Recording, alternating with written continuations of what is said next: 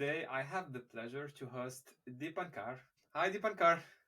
Hey, Yusuf, How are how you are you doing? doing? I'm All doing good, good, all thank good. you. Can you introduce yourself? Yeah, sure. So I am with Databricks for close to 3 years now. I'm a specialist solutions architect in Databricks, and I help customer build their solutions, especially focusing on the data governance piece on our data intelligence platform in Databricks. And today I think we have the pleasure to host you because you're going to be talking and showing us an example of the famous and awaited feature attribute-based access control in Unity Catalog. Yeah, that's right. That's right. And we are very excited about this feature. This feature has been requested by many of our customers. And today, what we are going to talk about is doing the fine-grained access control in what is possible in the way that is generally available. And then we'll talk about attribute-based access control. But before we start talking about all those, we also need to kind of understand there is something called govern tag or tag policies, which is kind of centralized way in UI, SQL, or REST API in managing your tags, which then can be used to kind of implement the attribute-based access control. And we will look at those during our demo. Now, the other thing that is very important to understand is why ABAC, right? Because we could literally in Databricks today, you could define an UDF or user defined functions and then apply that UDF to your table to kind of get that fine-grained access control working for you. So you could say that, okay, I have a table which has data for US region as well as European region, and I want my users from the US region to only look at data from US region. And then you could also say that I want my non-admin or non-privileged user to only look at certain data elements, but not look at sensitive data elements, let's say, such as SSN or date of birth or salary, if it is something related to an employee data, for example. So you could achieve that using the UDF, like I was saying, and then applying those UDFs, altering the table to apply those to the table. But then you are going table by table, so that's not really scalable in a Lakehouse where your users could have thousands and thousands of tables. So what really we are introducing with ABAC is that scalability of applying this fine-grained access control on your catalog, in your schema, and across your tables. So you basically define a tag, and then you define who has access to those tags via tag policies, and then you apply those tags to the table, and there are automated ways to also get those tags applied, and then you define certain policies on those tags. So now imagine if you define that policy at the catalog or at the schema level, any tables within that catalog or schema which has columns with those tags can now be controlled by that policy. So that's the magnitude or the proportion or the scalability we are talking about here. And you talked about also govern tags, so I believe you will be showing us a demo about it. Yeah. I think we can move to the demo. I think it will be much Okay. easier Okay. for folks to understand how they Yeah, can yeah, use ABAC. absolutely. So let me go ahead and share my screen.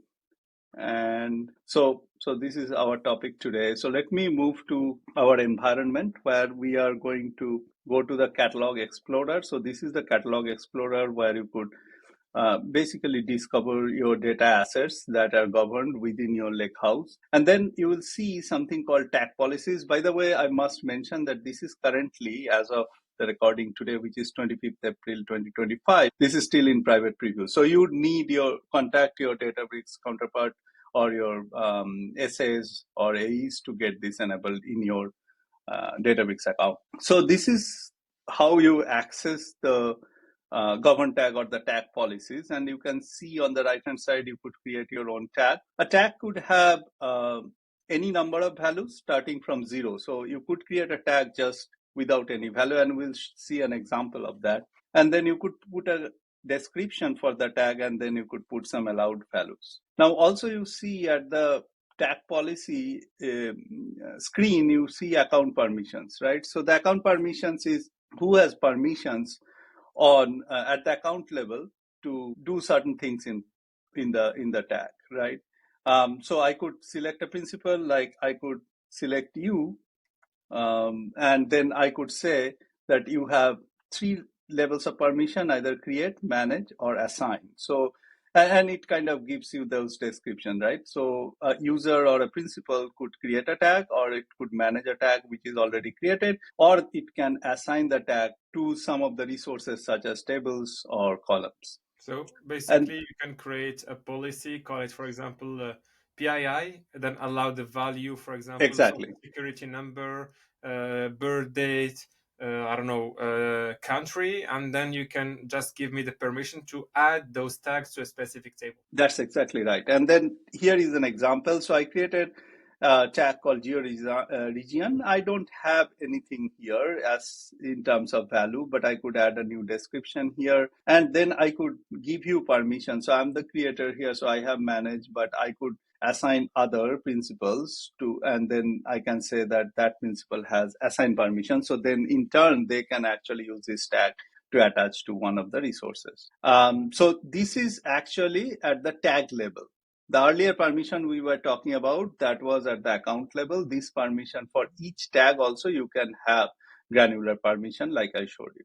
And then, so this is an example of a tag where you are just identifying the key, not any value, but then what you were talking about, let me show you an example of that I have used for my demo is sensitive PII. So when we talk about PII, there are multiple types of PII that we could identify, and it could also change depending on the context or the country or the region, right?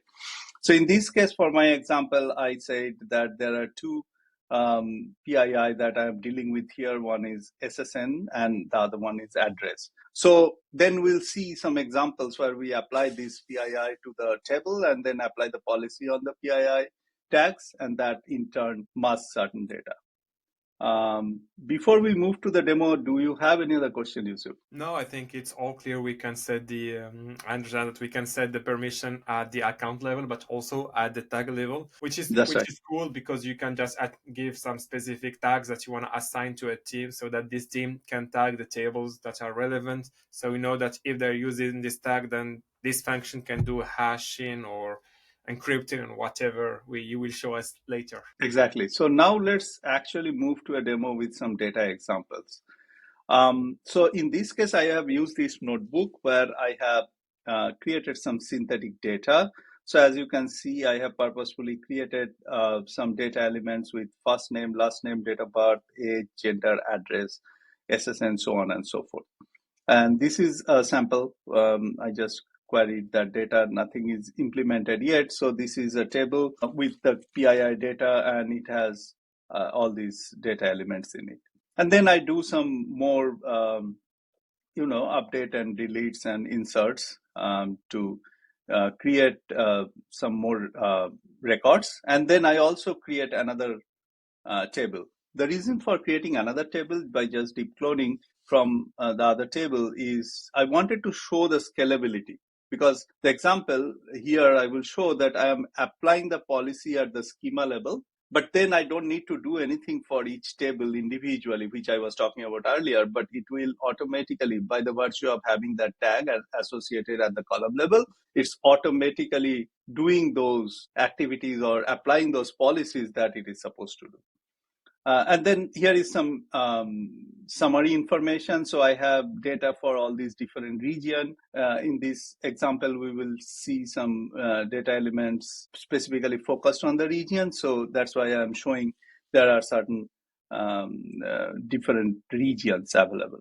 And now the actual activity begins. Now, first thing I'll say that there are ways to automatically identify data elements and then put the tagging. So that's like auto classification and auto tagging. In this case, we are just using SQL to apply the tags. Remember earlier we have created this tag in the tag policy. And remember for the sensitive PII, I had two values, SSN and address. So now I am just attaching those tags in the particular column of this table, and actually both the tables, and I'm identifying those sensitive PII SSN for the SSN column. So let's actually look at these, how it looks like here. So if you go to the Catalog Explorer and click on that table, you will see that these tags are now showing up here in the table columns. And So now and just going back, and just for the viewers, keep in mind that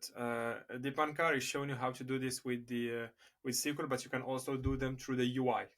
right here, you could, you could just select this and you could do that, and you can do save. I'm not going to save it, but that's how you could do it easily with the UI as well. Okay, so now I have all these tags. Similarly, I have associated or added the tag called address with sensitive PII. Now there are two things, right? We talked about one is a tag key which has certain values, and then the tag key which doesn't really have any value. So when you have values, the way you would set it up is like this, because I'm here assigning the tag to a column called address, versus here I'm assigning the tag to a column called SSN. Whereas georegion, if you remember from our earlier section of this talk, georegion really doesn't have any value. So we are just putting it set tags georegion. You don't need to put anything like that because that doesn't exist. So that's the first step. You define the tag. Either you have an automated way to identify those tags for the columns, or you add yourself. And then you define a function. So in this function, I'm creating a very generic function. So you could literally provide any column and column value. I'm just saying that certain column are not, when certain column values are not equal to certain values, then I wouldn't allow those rows to be returned, right? And then this is the way you would drop a policy if the policy exists. And then this is actually where the actual magic happens, which is you are defining the policy. So let me walk you through. You are defining the policy with a policy name, and then you are defining it at the schema level. So this is where the inheritance come into picture. Anything that is defined at the schema level now is applied whenever the tag matches, certain condition matches, to all the assets within that schema. So if I go up here and in the Catalog Explorer and then go up to the schema, after I created that policy, that also shows up here, right? So we have this hide west region customers that you can see, it's also showing up in the UI itself. And in fact, if you want, you can in fact create a policy from right here in the UI as well. Again, we did it through SQL, but you can do it via UI as well. Okay, so let's go back here in the notebook. Then I could put a comment, and then I am doing a row filter using this policy. And then I'm saying that who is affected, or who to whom this policy is applicable, right? So this is a group or account group, which is where this policy will be effective. So any user who belongs to the group, this policy is for them. And this policy is for tables where the column has a match which has a geo region. So earlier, if you remember, we have a particular column where we said that the tag is geo region. So for both the tables, there is a region column, and we said that has a tag geo region. So with that, I am saying that if there is a tag for any of the tables which has a matching column that has a tag of geo region, which I am aliasing as region. This line is mandatory, by the way. So if you have to use this line number 10, then you have to have line number 9. So basically saying the geo region and aliasing with region, and then I am using the column. So this is where the actual UDF, which we defined earlier, is getting invoked. So where the region is west. So now let's look back how this is actually going to work here. So the column 1 is region, and then the value of the column 1, like I was saying, is passed as west. So then whenever the value of the column is not equal to west, show me those, right? So any user who is part of this demo fine-grained access control group 1, when querying a table which has a matching column, which has a tag of geo region, and if there is data for west, it will not show up. So that's why the comment is hide customers from the west region for sensitive tables. Okay. So that's basically it. And then the function name is given here. So if you see, this is the function name. Okay. So let's look at the effect now. Any question before I show? No, all Okay. crystal clear. Crystal clear? Okay. So again, I had two groups. I'm just showing here that the user belongs to group one, to whom the policy is actually applied. In this case, the user is just me. I ran this. And if you are running this notebook, we can share this. I think there is definitely a way to share this notebook. So if you are running this, it just shows your group membership because it's actually evaluated during the runtime. So in this case, now that that tag policy is applicable at the schema level. So the schema where this table belongs has that policy, and I'm purposefully trying to query West. I am being part of that group. I'm not allowed because not equal to, I'm not allowed to look at any row from West. And interestingly, like I said, you would not need to individually go and apply these to the tables because you applied it at the schema level. So all the tables are showing the same behavior. So delta 1, 2 and delta 2 delta 1 and delta 2 both has now suppressed the records for West region for this user who belongs to that group 1. And then here I'm just doing a select star, and you could see other regions are coming up but not West. I could query Midwest but not really West. Very similar way how the row filter works with ABAC. The column masking works in the very similar pattern. That means you define an UDF and then you apply those as part of the policy. So in this case, I'm saying that any column that matches with this column 1, it will just be returned as this X, right? So basically masking. And then I am defining two policies here. One is, again, the construct is pretty much the same. It's name of the policy and then where it is applied. So in this case on schema, and then using the ABAC column mask, which is the name of this UDF here. And it is again applied to the group 1, but in this case, we have the flexibility of saying that certain groups are excluded. So if a user which belongs to that group queries, then they will still be able to see the actual data. So this is where that admin versus non-admin or privilege versus non-privilege type of implementation comes into picture, right? Because if certain admin group has the ability to see, and if a user who is part of that admin group now queries the same table, they are able to see the SSN, for example. Again, it's matching that columns. It's pretty much the same. And in this case, we are using hashtag value. So I want to mention that because remember, region doesn't have a value. So there you have to use hashtag function versus in this case, you are using hashtag value. And then you say that sensitive PII, remember this is a key value pair, so you have to give the value. And again, that aliasing, this line is mandatory, and then on column SSN, right? So basically use this function to apply the policy to this group on any tables which belongs to the schema and which has a tag of SSN. So that's how I'll read it. Very similar condition for address. So now again, this user, which is myself in this case, is part of demo fine-grained access control group 1, where the actual policy is applied, but it's not applied to group 2, right? Because we said except group 2. So immediately we could see, remember this same table I'm using, so there would not be any West data. Plus, since I marked address and SSN, I'll not be able to see those two.